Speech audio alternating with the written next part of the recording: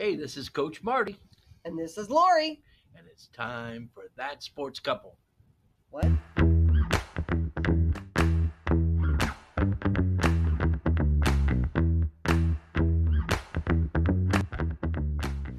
Oh, wait. Welcome to That Sports Couple, your favorite podcast, our favorite podcast, where we talk about River Parish's sports and other things. I'm Lori Lyons, the now retired longtime sports writer, and this is Coach Marty Luquette, the still coaching coach, But retired. but retired. Retired from work, not just baseballs. Baseball's fun. Anyway, and this is our little podcast we started a couple of years ago, so we would talk to each other once a week or so. And here we are. It's been a while since we talk to each other? Since that too. Since we talked to our two fans back in December, we wrapped up the football season, and now we're about to start baseball. Well, we're in the middle of baseball I season. know, it's been fun. I've been watching there's lots of baseball. there's just a lot of things to catch up on. High school sports, college sports, the WBC, World Baseball, and what's coming up this summer. But first, what we've been doing, we are still retired, still doing what we do. I turned a year older, now 64, getting close to that magic age of 65. Took a little trip, went to Florida to see where our girl lives now in Florida. Got to see the mermaids and the manatees and the pretty water, and had a nice time visiting them there. And now we know where she lives, and She's happy. Yeah, and we drove. We drove together for what, it was 16 hours or something in the car. We didn't talk much. We sing, we sleep. I'm on my phone. He's on his iPad. That's what we do. I can drive during the daytime. Anyway, but now we're back talking to you about what's happening in the River Parishes and the world as far as baseball season. And we're also prepping. In June comes up the 2026 Hall of Fame ceremony, induction ceremony in Natchitoches. I'll be there. You should be there too. I'm going to put in all the details so you can see who, what, when, where, why, how. It's a fun time. It is. We really enjoy our time in Natchitoches, and it's going to be fun again. And we talked about there was a lot of controversy this year about Hall of Fame selections and how it's done. And I just want to say it is a very difficult task. We were locked in a room for. Well, let's.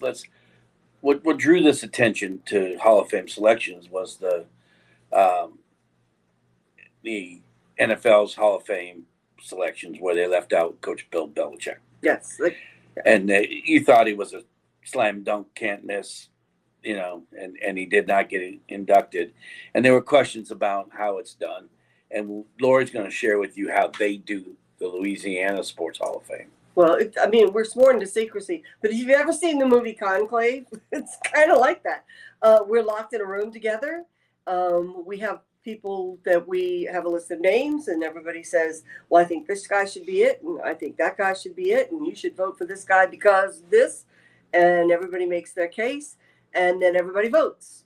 And it's a weighted ballot where your first choice is at the top, so they get 5 points, and then 4, 3, 2, 1, and then it adds up. And then after you get a list of who got in, and sometimes people get in on the first ballot, which is a miracle. The fact that I got in on a first ballot is kind of a miracle.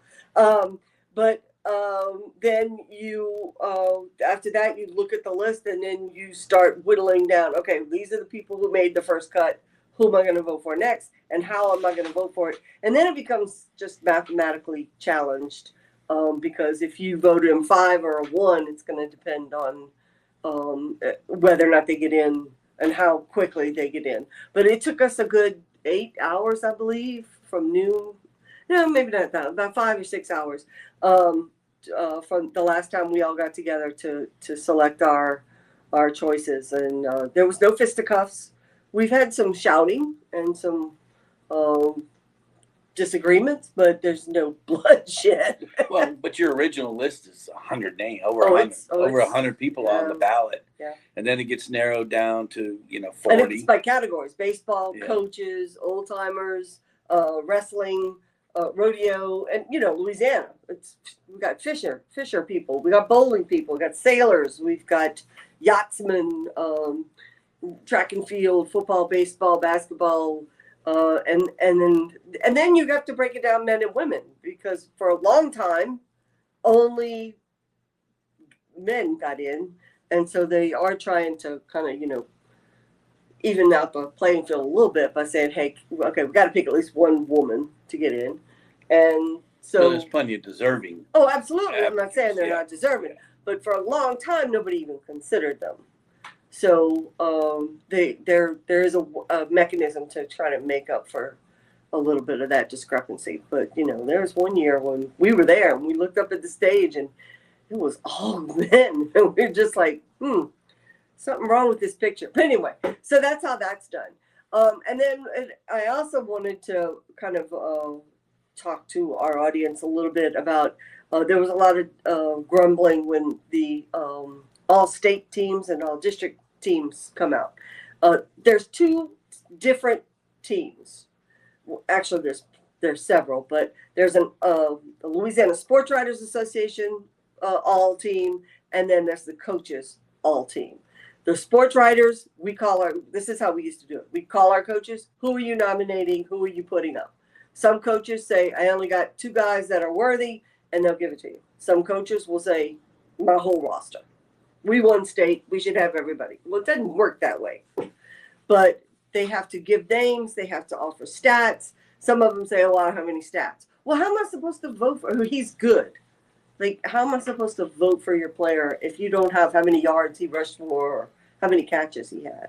So we need ammunition, especially if I'm going to try and convince another sports writer who never saw him play that he's deserving of being on the team.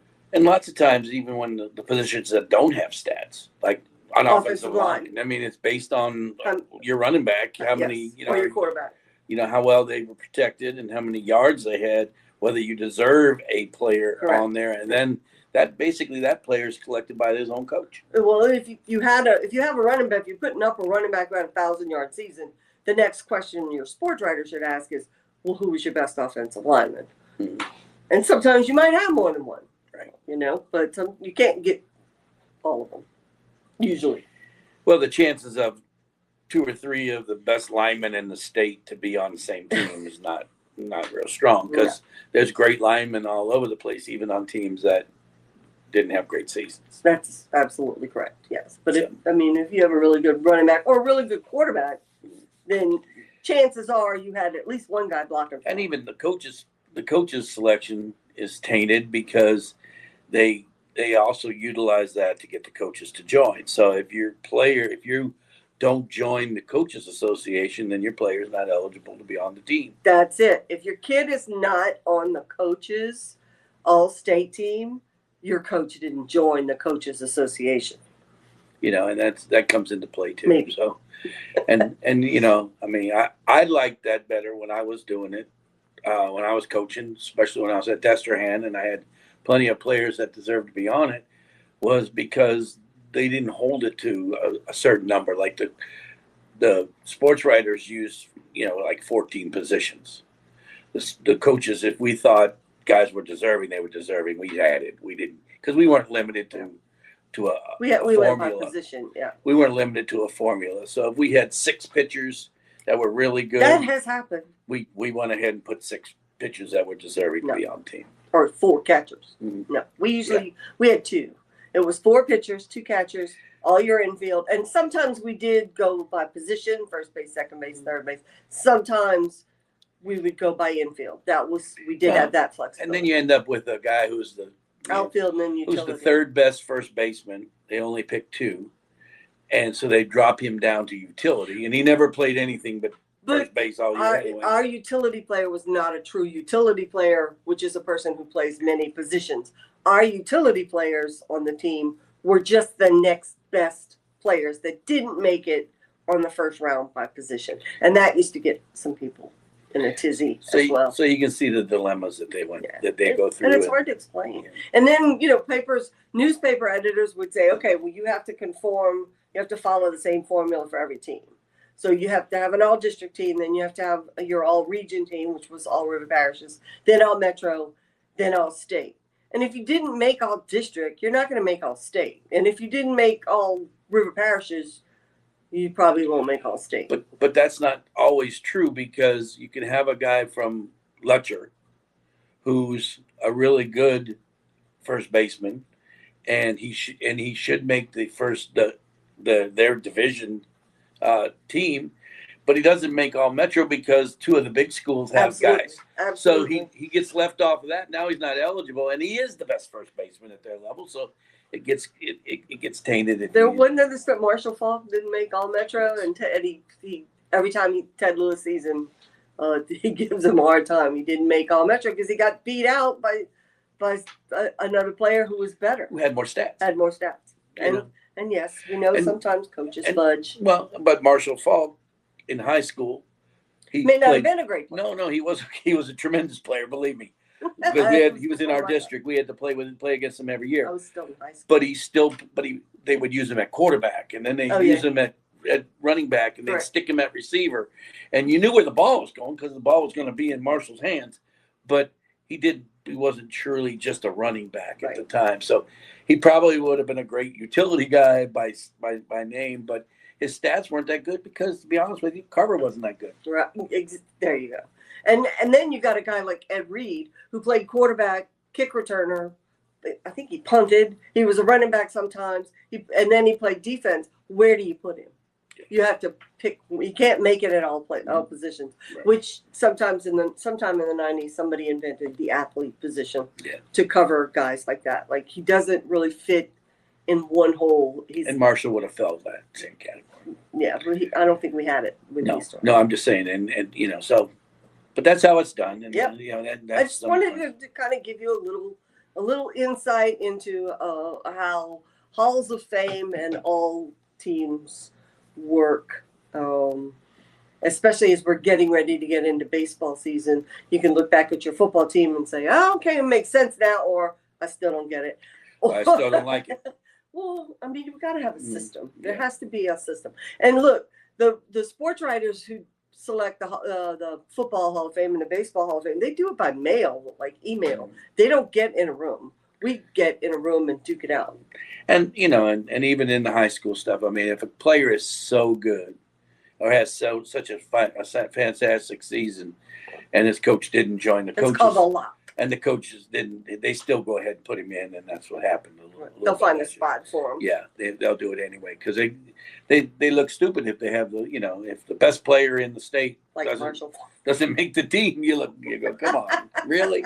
So that's the way that goes on. But let's talk about something fun. Baseball season. Baseball season's a big deal in our house. I promise you, we're having hot dogs and nachos for dinner Wednesday night when the baseball season starts. We've started doing that a couple of years ago. It's kind of fun. And I want to talk from the bottom to the top, from the lowest level to the highest level. Okay. And one of the things that's going on here this year, and I was asked to be a part of the committee and the organization of it, was St. Charles Parish Little League.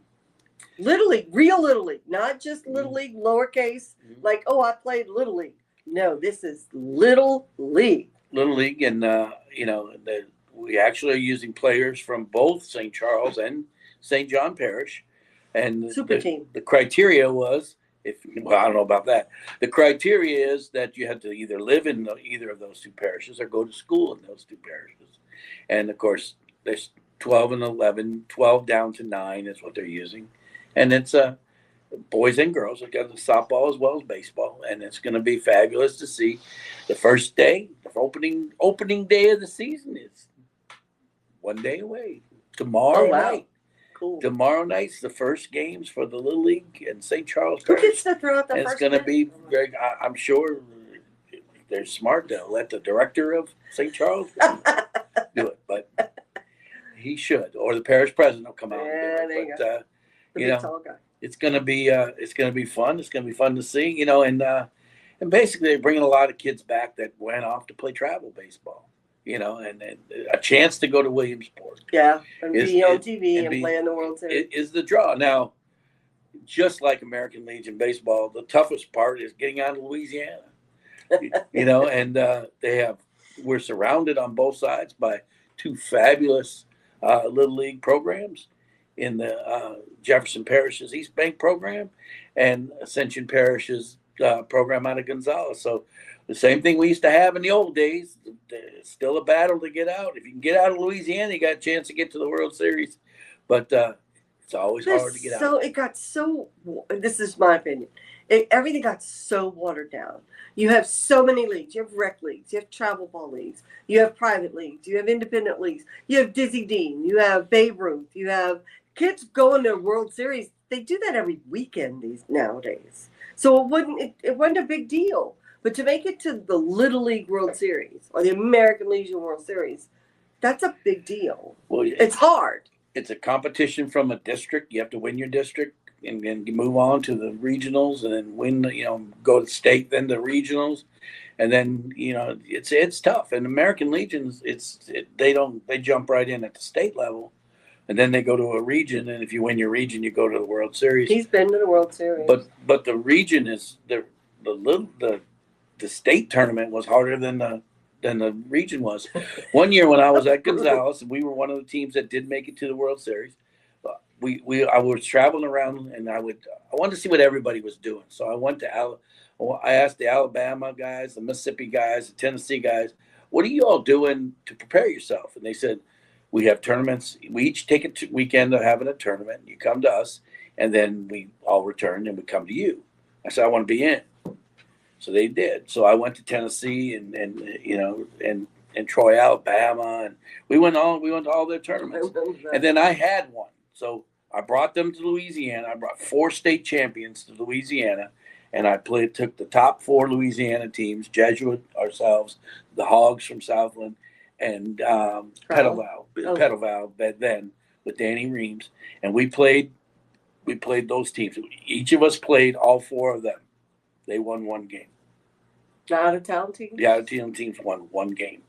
They were state champions. 4 state champions came in and won 1 game on the weekend. They were, like 1 in 19. Tell you, that's when I knew how good we were down here and how hard it was to get out of the state. And that was just a New Orleans area. So it's good competition in Louisiana. St. Charles is excited about starting their program. You don't just walk in and go to the World Series, but we're hoping that they'll have a fabulous experience. Those kids will come back that have been playing travel, play together for a little bit, and bring them back into the rec department for some of it. Are they still going to travel on weekends? Absolutely. They're still going to get all their games in that they're looking for. Got to go play in Pensacola Beach. But we're going to use them. We're going to have our league and play our 12 games or whatever they're scheduled, and then we'll pick a group out of that and go compete. And then you're going to coach American Legion as well this summer. I am. Do you want to talk about that? What y'all are doing there? What we did is out of the home area is the Hogs, and we moved the home base. Well, we're still using the Hogs and Southland Field as our home base, but we're also going to be our Legion post is going to be here in St. Charles Parish, so that we can use the kids from this area as well. Because everybody around here pretty much dropped American Legion. They did. Everyone in the river parishes has dropped American Legion, which left kids scrambling if they wanted to play American Legion. If you wanted to play American Legion, you had to go find somebody that would allow you to play. And on the Hogs last year, we did have some kids from the river parishes, but we're trying to expand it because kids commit so early to their travel teams. We had a little bit of trouble with that. I'm hoping next year, but after they hear about it and they know about it, that we'll get more of the local kids to add to the already talented kids that are playing in Terrebonne and Lafourche Parish, and looking forward to putting all those together and making another run at the World Series. There's so much competition for kids these days. They're competing over kids. You're fighting over the same players. Exactly. But I remember when you used to call the Goche Amity kids, and you would say, congratulations, you've been selected to be a member of Goche Amity, and they would like, oh my God, really? Oh, I'm so excited. Yes, sir. Thank you. Thank you. And then just a few years later, he'd call them and they'd say, oh, well, coach, I'm going to go play here or I'm going to go play there.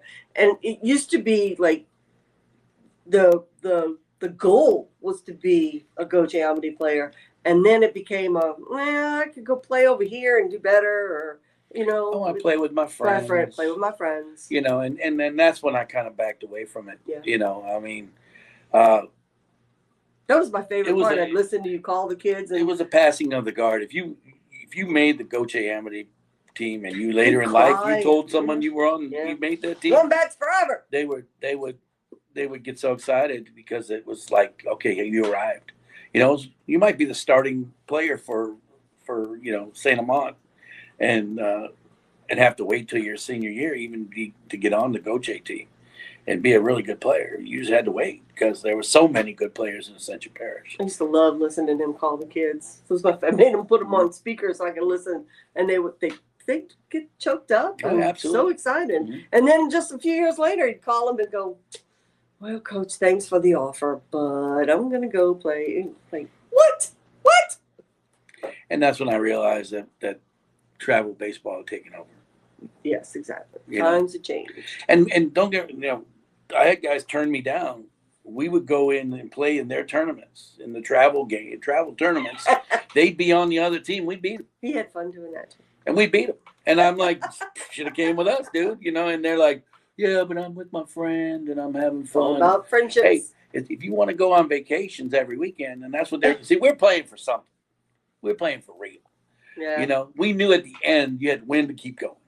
They never had to do that. If they lost, and they got a ring every weekend. Well, not the older ones, and it was no big deal. That's it wasn't a big deal to them. It wasn't about competing.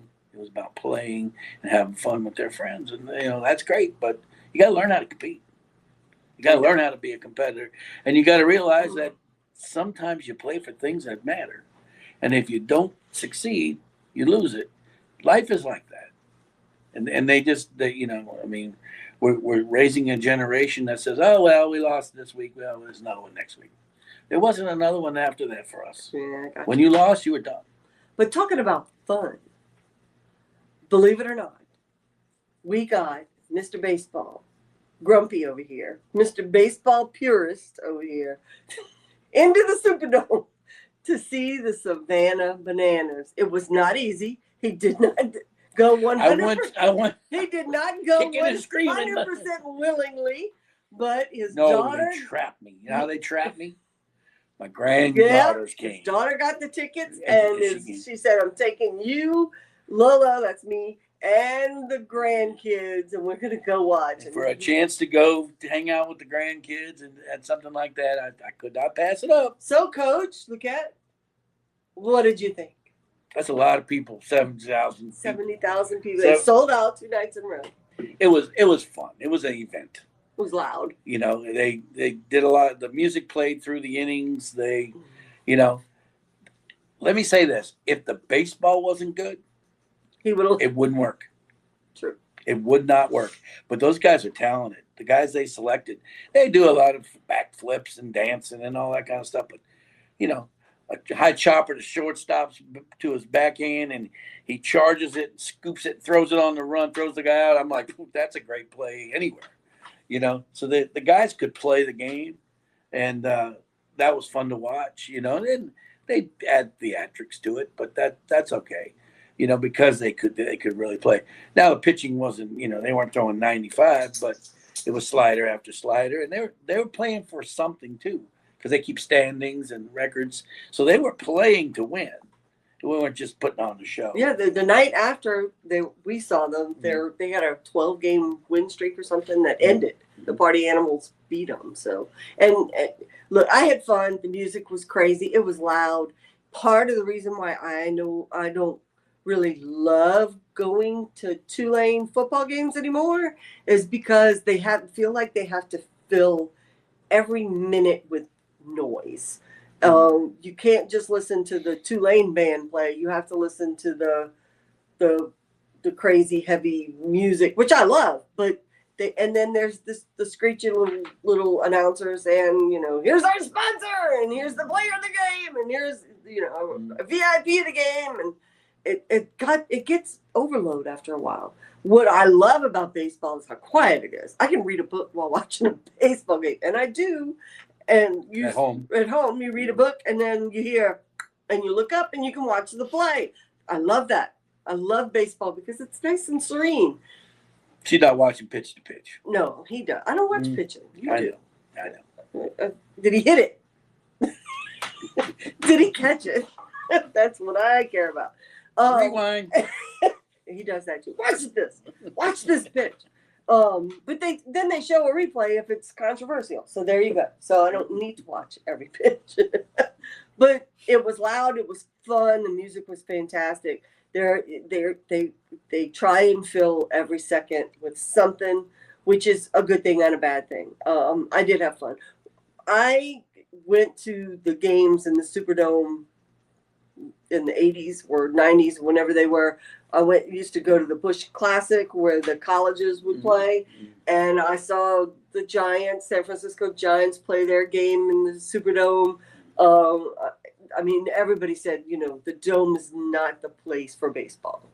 It just wasn't. But it was baseball in New Orleans, and we used to love to go to the Zephyrs games and stuff like that. So, but it was fun. We had a good time. We did. He had a good time. A lot of people kind of gave him grief for going. Like, I can't believe you're gonna go see that trash. But it was. I mean, look, if you're a kid, if you're a boomer like we are, and you grew up watching the Harlem Globetrotters play on Saturday mornings on Wide World of Sports, very similar. It's very similar to that.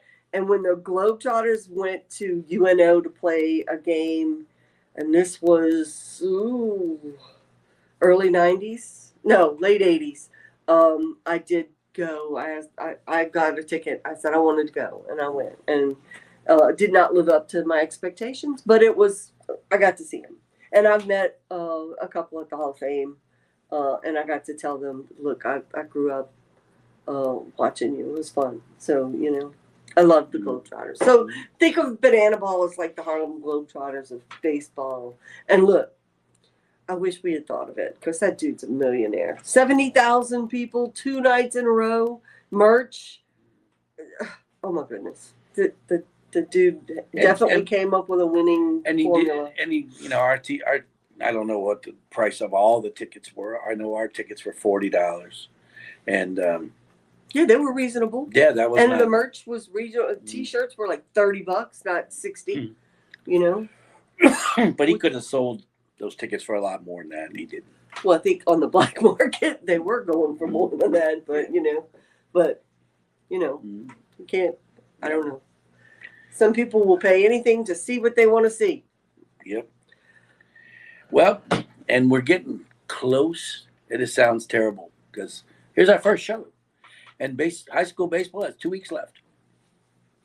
He's been watching high school. They have about 8 games left, and they are in the middle of, now with power rankings, the district races are not as valuable, but everybody still wants to win their district, and they're getting into the district play right now. And some districts chose to just play one game against every team, where we used to play home and home. Now they just play one, and that all got changed when one game and you're the district champion.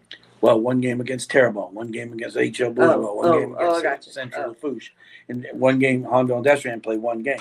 That counts. Now they do play a second game, just them, because they want to do a home and home, because it's good money, and they like having the big crowds, and it also draws interest to the program when they play each other. So that's what they went to. Riverside Academy, their situation. They have 5 schools. 3 of them are really not playing. After St. Martin's and Riverside, the next team has played 7 games.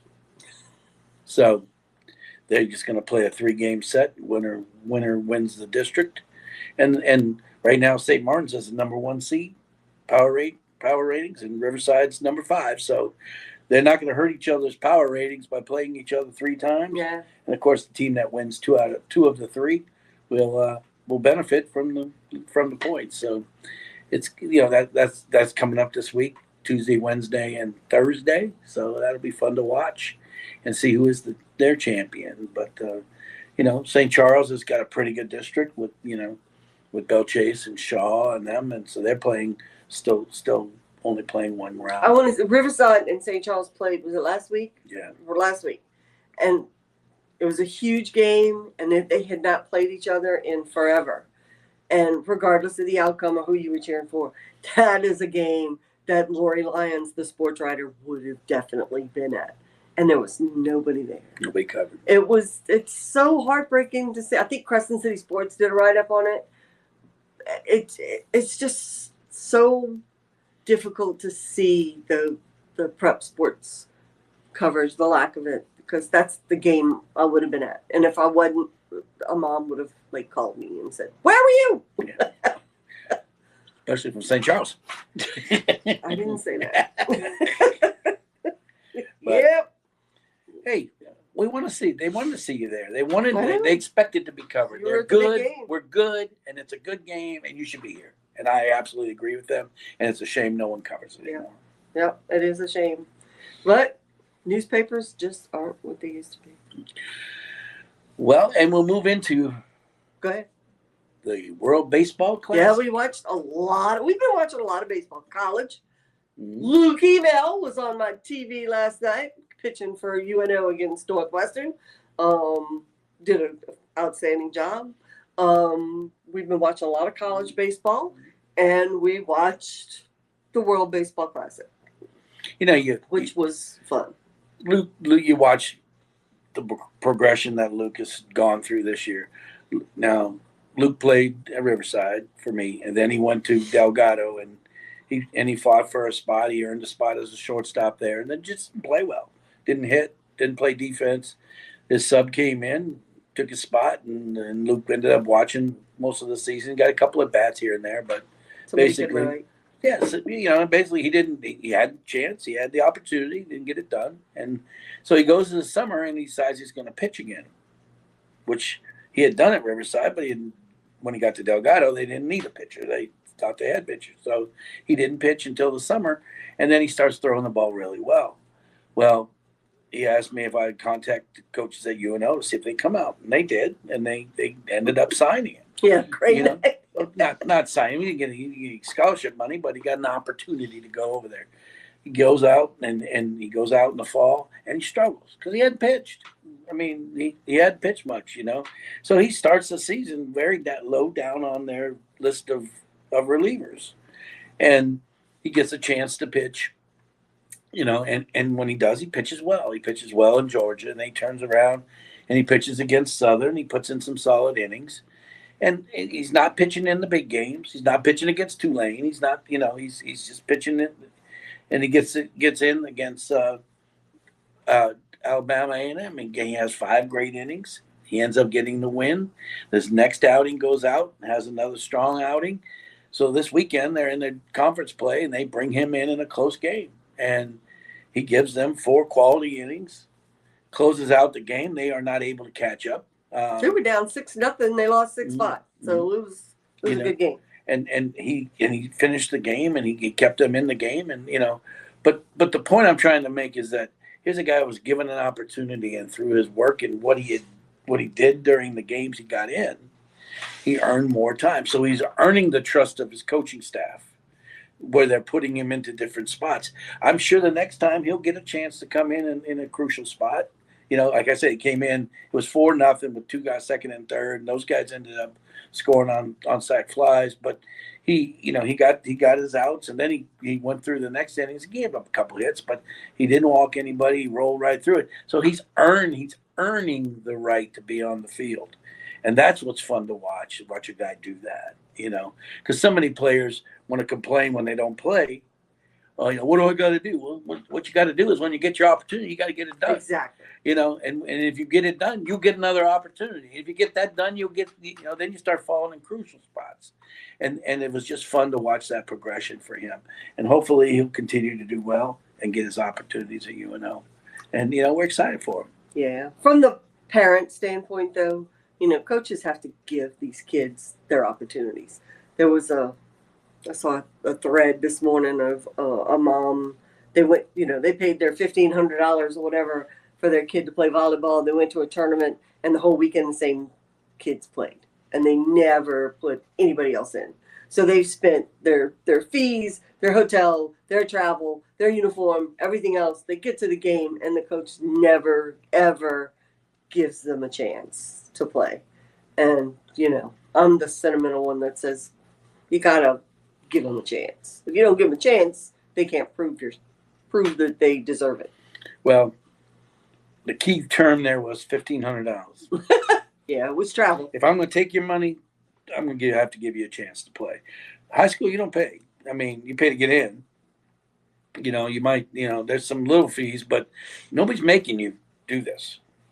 And the same thing with travel. Nobody's making you do this. Your opportunities, there will come an opportunity down the road for whoever this is. And if they don't play well, they'll go right back to where they were. But that's different.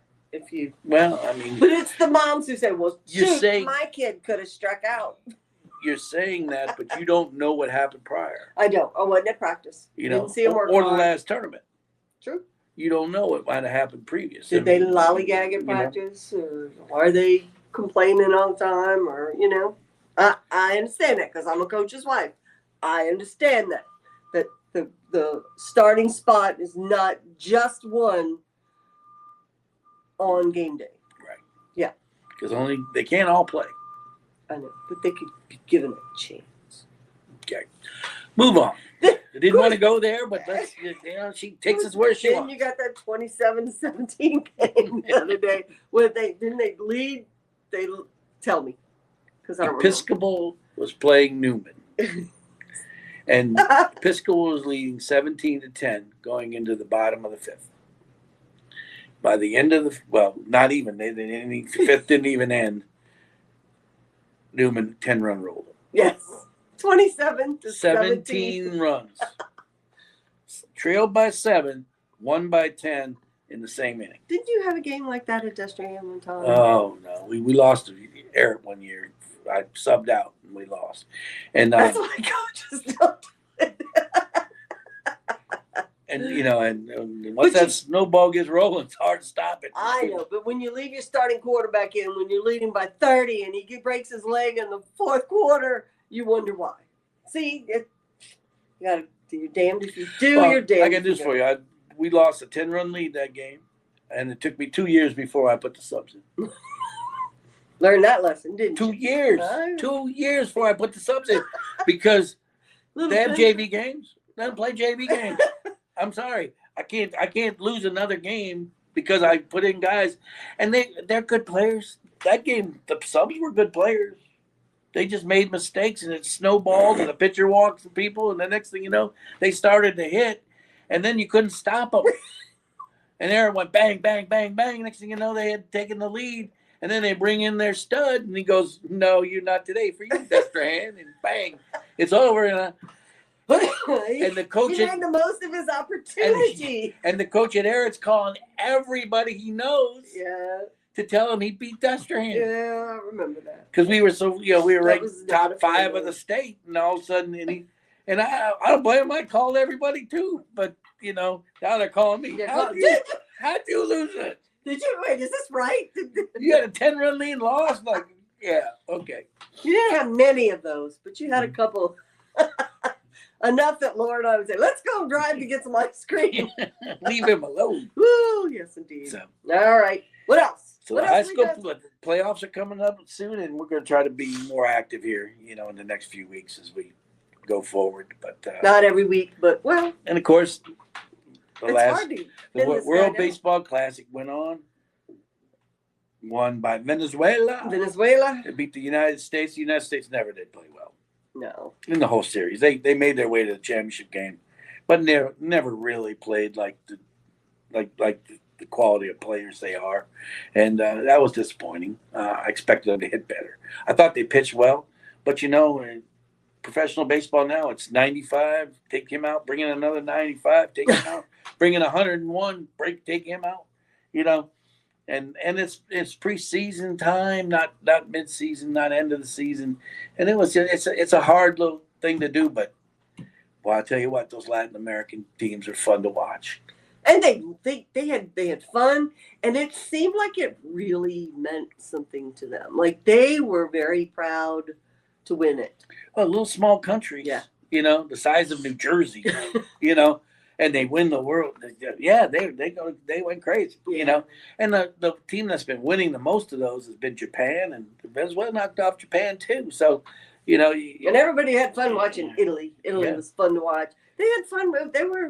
They're grown men playing a kids game and acting like kids, Except the American team. Yeah. Of course, they, to justify that statement, they really didn't give themselves a chance to they get didn't excited. have much to get excited. Yeah. They didn't really have the big hit or the big play or something that really triggered them. They did get it from the pitcher's mound, though, because they were very good. So, but they're all back on their own teams now, back in playing in I'm going to root major for the leagues. And Giants this year. she's always root for the Giants. If you Don't know, let you you know. fool you. Don't let her fool you. And and Tony and she Vitello. said I was a Dodgers Yankee fan. I'm a baseball fan. They just happen to have the best player. Yeah. So if I can watch the Yankees and the Dodgers play, I do.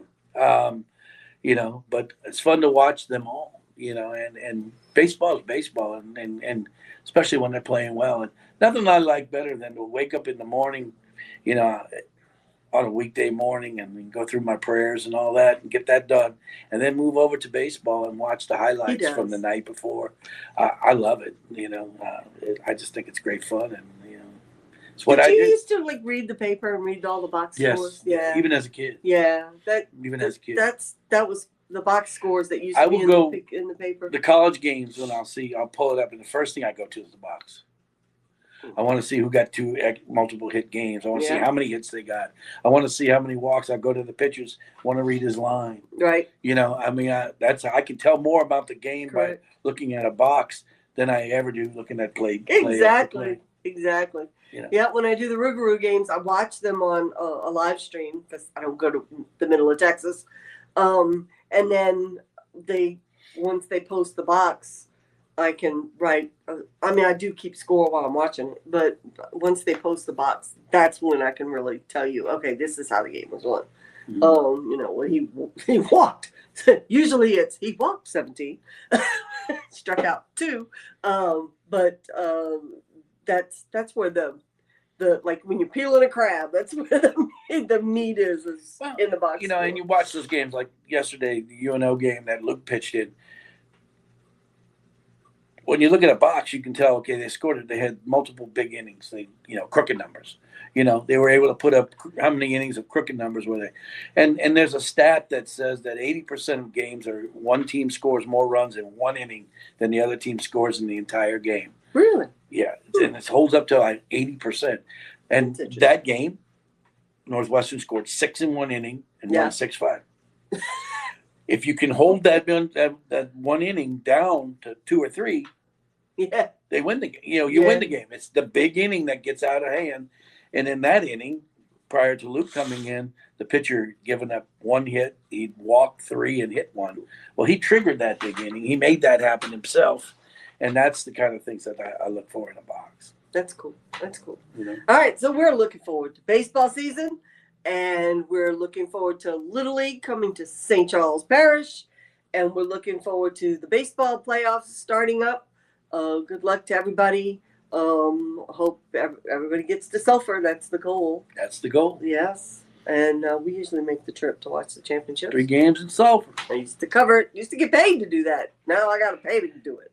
It used to be fun when you could go, you could spend like one night. They played Friday and Saturdays, but now they spread it out so far. It costs you a fortune to be there for a week. Did that on purpose. What else is happening? Anything else? No. That's it.